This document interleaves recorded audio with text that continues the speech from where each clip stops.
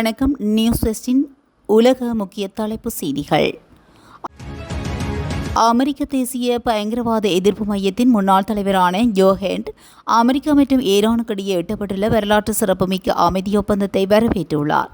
மேலும் இஸ்ரேலுக்கான அனைத்து இராணுவ மற்றும் உளவுத்துறை உதவிகளை துண்டிப்பதன் மூலம் இந்த அமைதி ஒப்பந்தம் நிலைத்திருப்பதற்கான தமது வாய்ப்புகளை நாம் வலுப்படுத்த முடியும் என்றும் அவர் தெரிவித்துள்ளார்.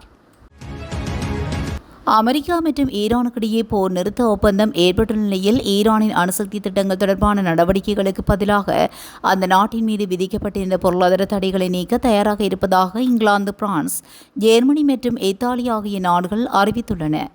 இந்த முக்கிய நகர்வு பிராந்தியத்தில் நிலவும் பதற்றத்தை தணிப்பதற்கான உலகளாவிய முயற்சிகளில் ஒரு பகுதியாக பார்க்கப்படுகிறது.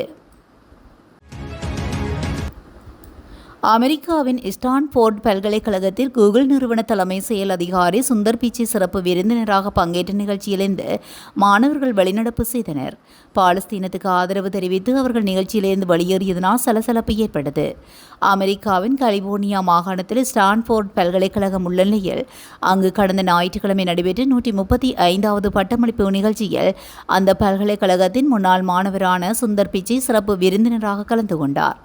3600 மாணவர்கள் உட்பட ஏராளமானோர் பங்கேற்ற இந்த நிகழ்ச்சியில் சுந்தர் பிச்சை உரையாற்றத் தொடங்கிய போது பாலஸ்தீனத்துக்கு ஆதரவாக 200 மாணவர்கள் நிகழ்ச்சியிலிருந்து வெளிநடப்பு செய்தனர்.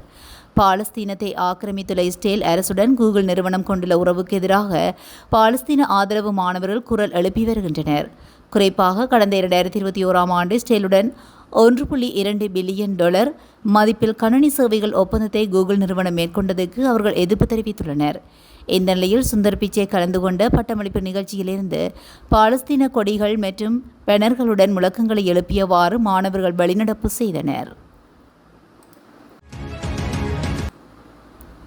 வெள்ளை மாளிகையில் ஞாயிற்றுக்கிழமை நடைபெற்ற UFC தற்காப்பு கலை விளையாட்டை இலக்கு வைத்து திட்டமிடப்பட்டிருந்த சதி முயற்சியை முறியடித்துள்ளதாக அமெரிக்க புலனாய்வு அமைப்பான FBI தெரிவித்துள்ளது. பல்வேறு மாநிலங்களில் நடத்தப்பட்ட அதிரடி சோதனைகளை தொடர்ந்து இந்த சதி திட்டத்தில் தொடர்புடைய சந்தேகத்துக்குரிய பல நபர்கள் காவல்துறையினரால் கைது செய்யப்பட்டுள்ளனர். இந்த தாக்குதல் திட்டத்தில் வெடிபொருட்கள் நிரப்பப்பட்ட ஆளில்லா வானூர்திகள் பயன்படுத்தப்படவிருந்ததாகவும் அங்கு கூடியிருக்கும் பொதுமக்கள் மீது தாக்குதல் நடத்த திட்டமிடப்பட்டிருந்ததாகவும் சர்வதேச ஊடகங்கள் தெரிவிக்கின்றன. அமெரிக்காவுடன் ஏற்பட்ட ஒப்பந்தத்தை தொடர்ந்து அமெரிக்கா மற்றும் இஸ்ரேலுடனான போர் ஜூன் 15 அன்று முடிவுக்கு வந்ததாக ஈரான் ஜூன் 16 அன்று தெரிவித்துள்ளது. மேலும் லெபனான் மண்ணில் இஸ்ரேலின் எந்தவொரு தாக்குதலும் மற்றும் அதன் துருப்புக்களின் பிரசன்னமும் அந்த ஒப்பந்தத்தின் மீறலாகும் என்று அது மீண்டும் வலியுறுத்தியது. அனைத்து முனைகளிலும் போர் நேற்று முன்தினம் அதிகாரப்பூர்வமாக முடிவுக்கு வந்தது என்று ஈரானிய வெளியுறவு அமைச்சர் அப்பாஸ் அராக்சி கூறியதாக ஈரானிய அரசு தொலைக்காட்சி செய்தி வெளியிட்டுள்ளது. மேலும் லெபனான் மீதான எந்தவொரு இஸ்ரேலிய தாக்குதலும் எட்டப்பட புரிந்துணர்வுகளின் மீறலாகும் என்று அப்பாஸ் அராக்சி கூறியுள்ளார். லெபனானில் போரை முடிவு கொண்டு வருவதும் ஒரு பிரிக்க முடியாத பகுதியாகும் என்றும் அவர் கூறியதாக ஈரானிய ஊடகங்கள் கூறியுள்ளன. இந்தியாவில் டெலிகிராம் மெசேஜிங் செயலிக்கு தற்காலிக தடை விதிக்கப்பட்டுள்ளது. இந்த தடையை மத்திய மின்னணு மற்றும் தகவல் தொழில்நுட்ப அமைச்சகம் பிறப்பித்துள்ளதாக தேசிய தேர்வு முகமை தெரிவித்துள்ளது. வினாத்தாள் கசிவு உள்ளிட்ட பாதுகாப்பு கவலைகளை கருத்தில் கொண்டு இந்த முடிவு எடுக்கப்பட்டதாக தேர்வு முடியும் வரை தடை நீடிக்கும் எனவும் கூறப்பட்டுள்ளது. கனடாவின் பிரிட்டிஷ் கொலம்பியா மாகாணத்தில் உள்ள புகழ்பெற்ற வாட்டர் பார்க் ஒன்றுக்கு சுற்றுலா சென்ற பள்ளி மாணவர்கள் மின்சார கசிவு காரணமாக விபத்துக்குள்ளானதில் 12 பேர் படுகாயமடைந்து மருத்துவமனையில் அனுமதிக்கப்பட்டுள்ளனர்.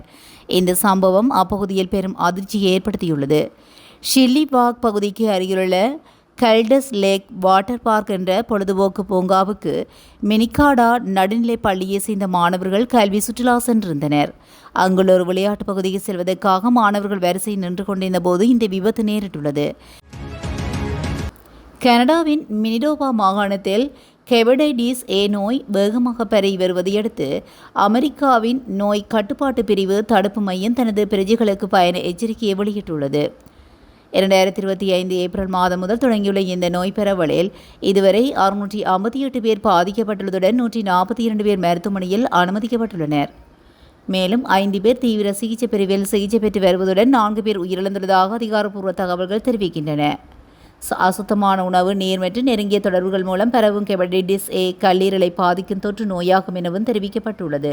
அசுத்தமான உணவு, நீர் மற்றும் நெருங்கிய தொடர்புகள் மூலம் பரவும் ஹெபடைட்டிஸ் ஏ கல்லீரலை பாதிக்கும் தொற்று நோயாகும்.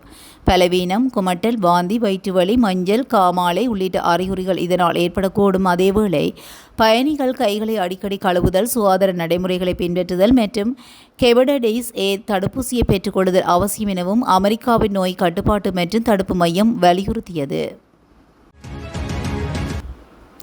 அமெரிக்கா மற்றும் ஐரோப்பிய ஒன்றியம் இடையேயான வர்த்தக போரை தவிர்க்கும் நோக்கில் அமெரிக்கா இறக்குமதி பொருட்கள் மீதான வரிகளை தளர்த்துவதற்கு ஐரோப்பிய நாடாளுமன்றம் நேற்றைய தினம் ஒப்புதல் அளித்துள்ளது. உலக அளவில் மிகப்பெரிய வர்த்தக கூட்டாளிகளாக விளங்கும் இவ்விரு தரப்புக்கும் இடையே கடந்த ஆண்டு ஏற்பட்ட ஒப்பந்தத்தின் ஒரு பகுதியாக இந்த நடவடிக்கை மேற்கொள்ளப்பட்டுள்ளது. கடந்த ஆண்டு ஜூலை மாதம் ஸ்காட்லாந்தில் உள்ள டர்ன்பெர்ரி கோல்ஃப் மைதானத்தில் அமெரிக்க ஜனாதிபதி டொனால்ட் ட்ரம்ப் மற்றும் ஐரோப்பிய ஒன்றிய தலைவர்கள் இந்த வர்த்தக உடன்பாட்டை எட்டியுள்ளனர். அதன்படி அமெரிக்காவின் தொழில்துறை சார்ந்த பொருட்களுக்கான இறக்குமதி வரிகளை நீக்கவும் அமெரிக்க விவசாய பொருட்களுக்கு சிறப்பு முன்னுரிமை வழங்கவும் ஐரோப்பிய ஒன்றியம் ஒப்புக்கொண்டது. அதற்கு பதிலாகவே ஐரோப்பிய ஒன்றிய பொருட்களுக்கு 15 விழுக்காடு என்ற அளவில் வரி விதிக்க அமெரிக்கா சம்மதித்திருந்தது. இதன் முதற்கட்ட ஒப்பந்தம் எட்டப்பட்டு கிட்டத்தட்ட 11 மாதங்கள் கடந்த நிலையிலும் வரி குறைப்புகளை செயல்படுத்துவதற்கான சட்டங்களை ஐரோப்பிய ஒன்றியம் இயற்றாமல் தாமதப்படுத்தி வந்தமை குறிப்பிடத்தக்கது. ரஷ்ய ஜனாதிபதி விளாடிமிர் புட்டினை தீவிரமாக விமர்சித்து வந்த ரஷ்ய கலைஞர் ஒருவர் சுட்டுக் கொல்லப்பட்டதாக போலந்து அரசு வழக்கறிஞர் தெரிவித்துள்ளார். குறித்த சம்பவமானது நேற்றைய தினம் போலந்தின் கிழக்கு நகரான பியாலா போட்லாஸ்காவில் இடம்பெற்றுள்ளது. இந்த சம்பவம் தொடர்பாக 2 பெலாரஸ் நாட்டவர்கள் தடுத்து வைக்கப்பட்டுள்ளனர். நைஜீரியாவில் உள்ள குடும்பங்களும் சிறு வணிகங்களும் எல்லை கடந்த பண பரிவர்த்தனைகளுக்கு அமெரிக்க டாலரின் மதிப்புக்கு நிகராக நிர்வகிக்கப்படும் ஸ்டேபிள் கோயின் எனப்படும் டிஜிட்டல் டவுன்களை பயன்படுத்துவது கணிசமாக அதிகரித்துள்ளதாக சர்வதேச நாணய நிதியம் தெரிவித்துள்ளது. பாரம்பரிய வங்கி சேவைகளை விட இவை மலிவானதாகவும் வேகமானதாக இருக்கும் என்றும் இந்த மாற்றத்துக்கு காரணம் எனவும் தெரிவிக்கப்பட்டுள்ளது. சீனாவின் வடமேற்கு பகுதியில் அமைந்துள்ள கிங்காய் மாகாணத்தில் கைசி மாவட்டத்தில் நேற்று மேக்னியூட் 6.3 மேக்னியூட் அளவில் சக்தி வாய்ந்த நிலநடுக்கம் பதிவாகியுள்ளது. சீன நிலநடுக்க நெட்வொர்க் மையத்தின் தகவலின்படி இந்த நிலநடுக்கம் தரைமட்டத்திலிருந்து 10 கிலோமீட்டர் ஆழத்தில் நேற்று மாலை 5-6 மணியளவில் ஏற்பட்டுள்ளது. நிலநடுக்கத்தை தொடர்ந்து சுமார் 5 மேக்னியூட் அளவிலான பல தொடர் அதிர்வுகளும் பதிவாகியுள்ளதாக சர்வதேச ஊடகங்கள் செய்தி வெளியிட்டுள்ளன. இதுவரை உயிரிழப்புகள் அல்லது பாரிய சொத்து சேதங்கள் தொடர்பான தகவல்கள் வெளியாகாத நிலையில் பாதிப்பு நிலைமைகளை உள்ளூர் அதிகாரிகள் தீவிரமாக மதிப்பீடு செய்து வருகின்றனர். நிலநடுக்கம் காரணமாக பகுதி மக்களிடையே பதற்றம் ஏற்பட்டுள்ளதாகவும் மீட்பு மற்றும் அவசரகால குழுக்கள் எச்சரிக்கை நிலையில் வைக்கப்பட்டுள்ளதாகவும் தெரிவிக்கப்பட்டுள்ளது. இதுபோன்ற செய்திகளை உடனுக்குடன் தெரிந்து கொள்ள நியூஸ் ஃபர்ஸ்டுடன் இணைந்திருங்கள். நன்றி, வணக்கம்.